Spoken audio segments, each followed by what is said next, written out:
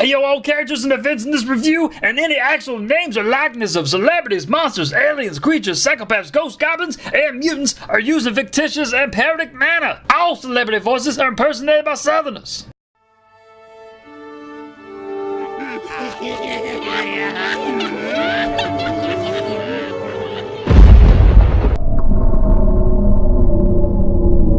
Bring up the video zone.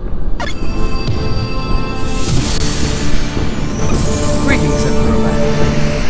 Hey dudes, this is Kay, and this is Katso. Time for your report already, okay? Where's Dr. West? Apologies for my tardiness. I was just wrapping up some work. I trust that work regards the recovery of our injured. But of course, our winners don't always come out unscathed. So those cage matches in the dino petting zoo or whatever are still going on? We must be killing Troma at this point in the game. The odds seem stacked in our favor, but there have been the expected casualties. As long as they're not our big guns, I need you back here as soon as you can make it. How's that going, by the way? We're still having trouble pinpointing our exact position in the cosmos. We have to find that out before we can even contemplate a means of returning home through magic or other means. Don't be shy. Join us, why don't you? What's happening? That's not one of ours. Exactly. He's a Troma spy.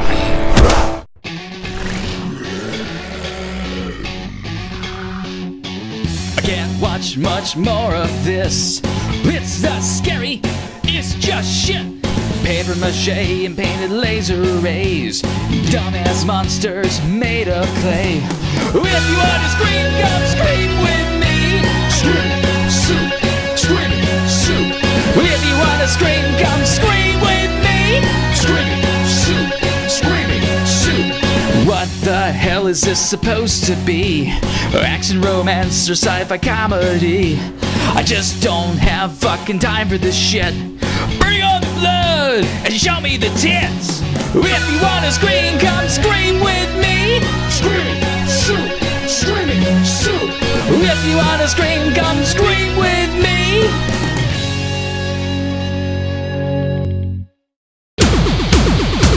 Put the brakes on this throwdown, y'all! We got ourselves a streaker! No, false alarm. It's just a baldy with some booger monster. The rules of this arranged battle have been broken. This closet-jumping creature is a Troma spy discovered roaming our base. Wait a minute. How do you know he's one of ours and not from the Crosslands? And what's that fiend doing with one of our own? Release that Tromavillian now! Forget I asked. Is this my mom soap or a fight? Somebody punch somebody already, damn it! That poor monster. Well, howdy there, Screen Freaks. Looks like we've got ourselves a halftime show going on down there, and it's about to get ugly. Vinyl act fast as the middleman in this horror geek's wet dream. Well, hold your horses now. Ugh. What's this all about?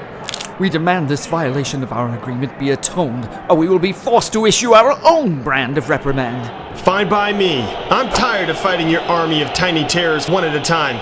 Time to listen to my Troma times and clean up your acts once and for all. No. We don't want that. Tasha, you guys had a decent idea, but you sent a shitty spy and should face some punishment for that at least. Now, Dr. Tillinghouse, surely we can keep to the plan and let you guys settle this in here, maybe with some kind of special request? So be it. We demand the spy battle a warrior of our choosing. All transgressions will be forgiven, however the outcome. Only fair. What do you have in mind? Oh, you can't be serious!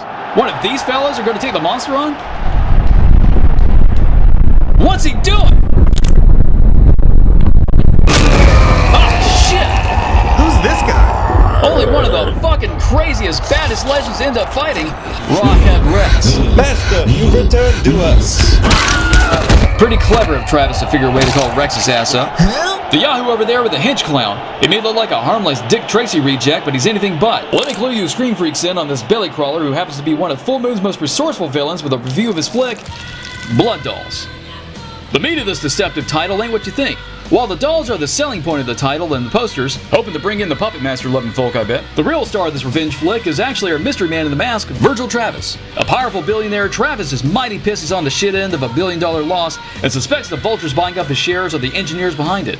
With a clown hitman named Mascaro and a group of unfortunate bought-off officers of the court transform into the killer dolls, Travis plots his revenge against the 3 corporate raiders and takes them out one tiny assassination at a time. Everything's going his way, of course, until a monkey wrench gets thrown into his plans, with his greatest enemy's BDSM wife revealing herself to be the true head honcho behind Travis's financial demise. Caught off guard and blinded by possible beauty and the beast hookup, Travis has to decide whether to keep to the path of a comic book villain or crank up some air supply and take a chance on love. Spitting out the sours first, the only thing I can think to bitch about is the pacing of the surprises that make this flick so memorable. The filmmakers kind of shot their load too fast with everything revealed in rapid succession at the very beginning, leaving us with nothing but straightforward story the rest of the time. Now, seriously, within the first few minutes touring Travis's home, we see his clown henchman, doll-making machine, dwarf servants, personal she-rockers, and the creme de la creme of all reveals, Travis's face.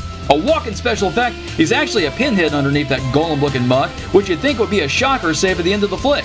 But while this could serve as a final wapow in the third act, this actor did such a great job in this role, it would be a shame to hide him the whole time. It would surely keep the audience from connecting with him on a more emotional level as an empty individual looking for some fulfilling meaning. Being born a genetic experiment in the bottle can't be easy, especially if the rumors are true and he's the son of Georgina and Myron from the yet-to-be-filmed Bride of the Head of the Family. Sounds like a bit of a stretch, but hey, Mascara is supposed to have the same clown face as Jack Attack from the Demonic Toy series, so why not connect more dots among the Full Moon movies? Checking in with the pissing timer, we don't see one wasted second in this underappreciated gem, and not so much as a single bogus scare in sight either. Now that's what I call a win-win. As cool as action figures attacking people and dodging flamethrowers is, our vote for the sweetest part of this film is Travis, hands down. Right off the bat, grabs me by the eyeballs and successfully holds my attention from beginning to end as one of the best movie villains I've ever seen. Aside from his ruthless manner for handling disputes and getting what he wants like a James Bond comic book villain, is his eccentric tastes that really make him stand out. Like passing on something as passe as a CD player for something more lively like a smoking all-girl rock band in the cage. And why suddenly request your favorite tracks when you can have an angry midget as your human remote? You know, I still can't figure out these girls' position in all this though. Are they trapped, brainwashed, on the payroll? They just don't seem desperate enough to get out whenever somebody comes by, which suggests they're not prisoners, but then what self-respecting rockers would let themselves be juiced by a one-eyed chub all day? But anyway, Travis also has all these neat toys of his own design that suspend all disbelief, like this contraption for compressing folk into questionably obedient dolls who have no problem being killers. And then there's this hunk of spy junk he leaves sitting in his enemy's yard. Is it any surprise they catch on to his devious plans with this eyesore pointed at the house? His sweetest asset, however, is his right-hand man, Mascaro, who acts as his hitman and religious advisor from the Church of Divine Spirits. He's creepy, identifies with his grease job as his real face, and has one gnarly voice. 2 kinds of people I know about, little man. The kind that piss their pants when you kill them, and the kind that don't. Now, which kind do you think you are?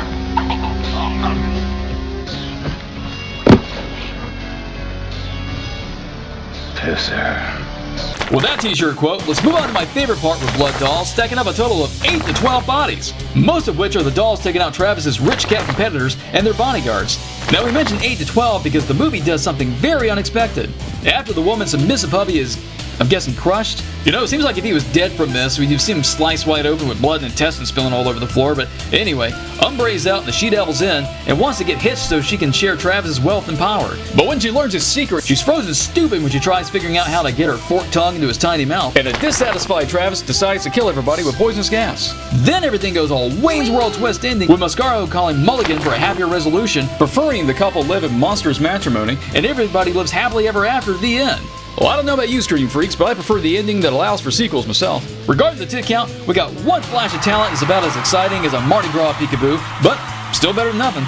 Billy, let's nuke the ingredients of this film and see what it rates.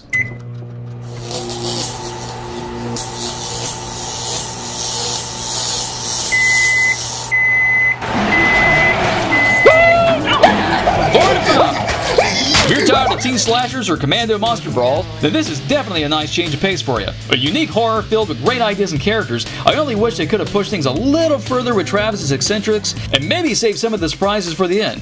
I'd recommend Blood Dolls to Tales from the Crypt fans, rich cats needing ideas for something more entertaining than a chained tiger, and clan aficionados. But what do I know? I like Killer Tomato movies. Look alive, Five fans! Things about to get bashed and bloody down in the pit as the golden shower pagan god Rawhead rocks goes fang to fang with the puppy dog booger beast from your closet. Okay, remember everything I showed you. Take my mop. I can't fight beside you, but with this, I'll be fighting with you. In spirit. Good luck! You got this, bud. Hey yo, let's get it on like Donkey Kong!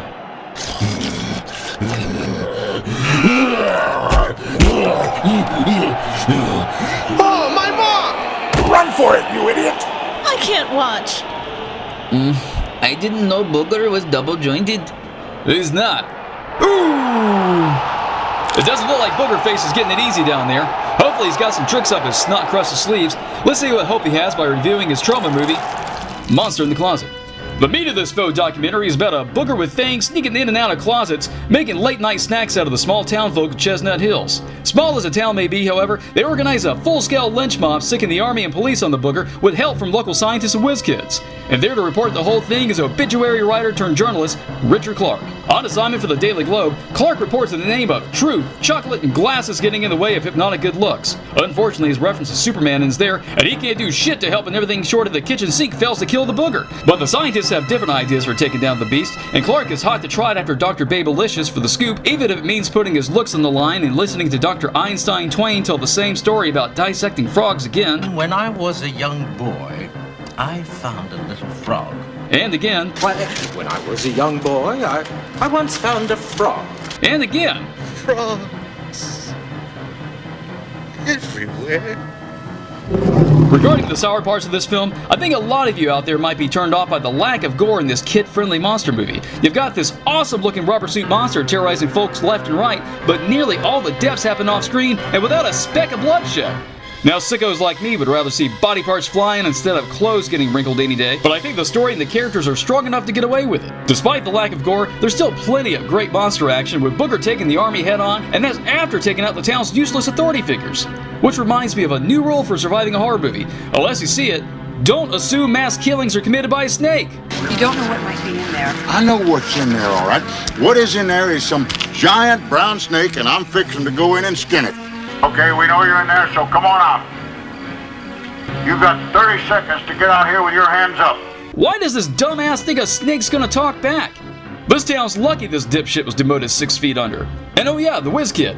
Many of you know I hate youngins and horror movies, but this is one of the rare exceptions. Not because it features an 8-year-old Fergie being yanked in a closet for booger food, or a 10-year-old Fast and Furious superstar Paul Walker making his first movie, but because they're not annoying youngins stealing the focus of the story, upstaging the adults with cute contraptions saving the day.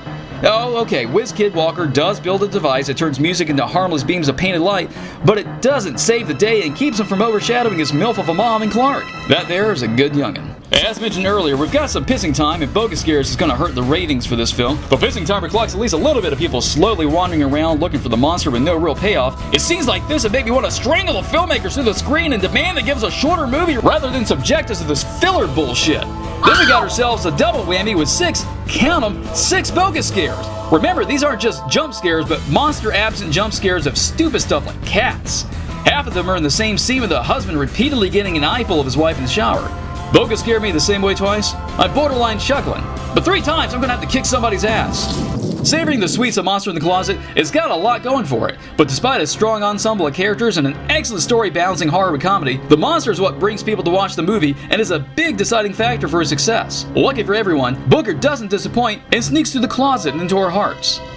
Was I overselling it? Sorry if I tend to exaggerate a bit, but that happens when Booger's around. Like when his closet-jumping murders create global panic with people saying it was the end of the world. If it were such a threat to the world, then why does he seem stuck in this one town? Come to think of it, how does it even travel through closets? I think I would have added in a Booger survivor who's seen the other side, if only to talk about it, and flesh out some of Booger's story. I'm not saying the filmmakers needed to go as far as explaining if Booger's an alien or a demon, but maybe some exposition of why he's got a mutant dog dick for a tongue. I wonder if that and the gaping butthole of a mouth it comes out of has anything to do with the homo undertones fans have speculated on. What? You don't know? Critics have actually argued Booger to be a social commentary in the hardships of gays coming out in the early 80s. You've got a monster coming out of the safety of his closet into the public eye, only to be met by an angry community. Rather than understand Booger, they choose to be rid of it out of fear. Now sure, Booger was asking for it after killing the people it came out to, but that's besides the point. Then, with all the confusion regarding missing genitals aside, Booger falls in love with Clark after looking into his big doe eyes and whisk him away on a march that ends in San Francisco of all places. Convinced yet? Turning to the kill count, we got a stack of 7 bodies. Impressive, but like we said before, most are off-screen with closets throwing up entire wardrobes. But at least we have a celebrity death among them. No, we're well past Fergie when she was a Black Eyed Peas seed. I'm talking about Horror Hall of Famer John Carradine as a sad man's daredevil trying to teach a seeing-eye dog to respect his time playing Dracula. The sad news is the dog is replaced with 3D taxidermy art, but Carradine does go to animal hater hell. Off-screen, of course. And hello! Did we say this was a kid-friendly monster movie? Well, it is, but it's a kid-friendly monster movie with a game of peek-a-boobies. There they are. They're there again. I could play this for hours. Billy, let's nuke the ingredients of this film and see what it rates.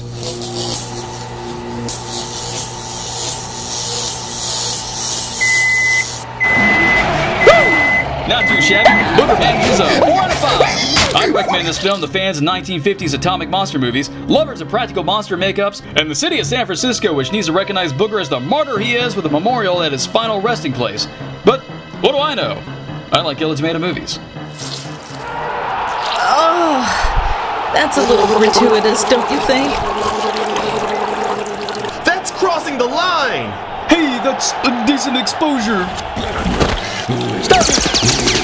You can't interfere in the match!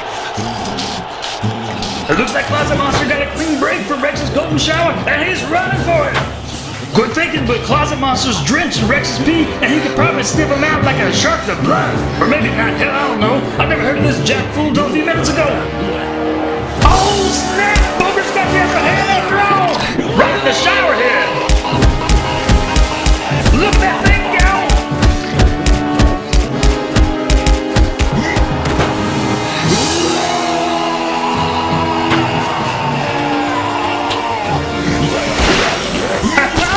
Rex takes a nosedive into the tar pits, and this monster brawl is over! And Troma wins this round! I lost a mop, but we gained a win. You're welcome. We were on thin ice today, Kabuki Man. Things could have gotten worse with that stunt you pulled. Hey, I had to help the guy out after sending him on that covert mission. You sent him to spy on Full Moon? Of all the dumb ideas. We'll talk about this back at Tromaville. Well, they won this time, but looks like Troma's got other battles on the home front they gotta put out. We narrowly kept the Howlin' safe from the crosshairs of this mutant alien war this time, but we see how all that can change in a moment of bad decisions. I'll see you later, Screen Freaks.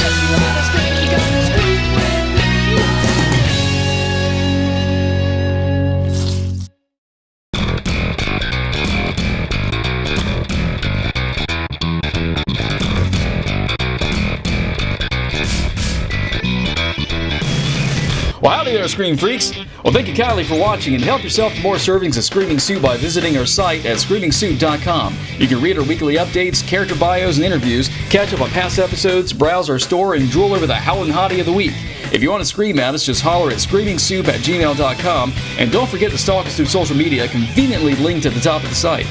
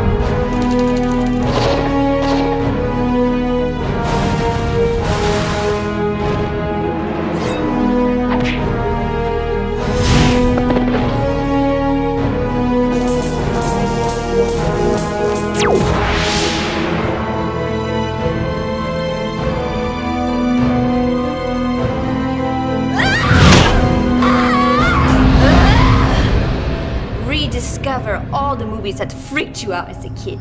Subscribe to our Full Moon channel on Amazon.